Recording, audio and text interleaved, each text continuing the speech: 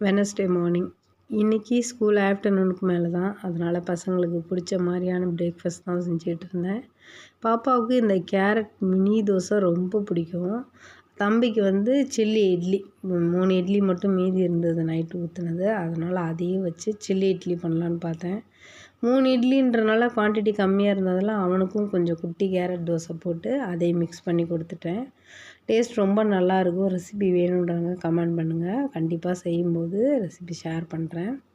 அப்புறம் எனக்கு மட்டும் கம்மங்கூழ் நைட்டே கிண்டி வச்சுருந்தேன். ஸோ எனக்கு கொஞ்சம் பசி எடுத்ததுனால நானுமே ஒரு கேரட் துருவி போட்டு ஒரே ஒரு தோசை மட்டும் நைட்டு வச்ச தக்காளி கடையிலோடு வச்சு சாப்பிட்டாச்சு. ஆஃப்டர்நூன் ஸ்கூலுக்கு 1:30க்கெல்லாம் ஸ்கூலில் இருக்கணும் அப்படின்ற மெசேஜ் வந்தது.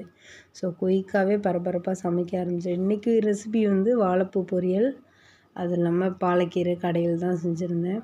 பாலக்கீரை கடையில் எப்படி செஞ்சாலும் சப்புன்னு இருக்க மாதிரி தான் இருந்தது. என்னமோ சப்பாத்திக்கு தான் அது வந்து கரெக்டாக வரும் போல். இனி இன்னொரு வீடியோவில் பார்க்கலாம். பாய்.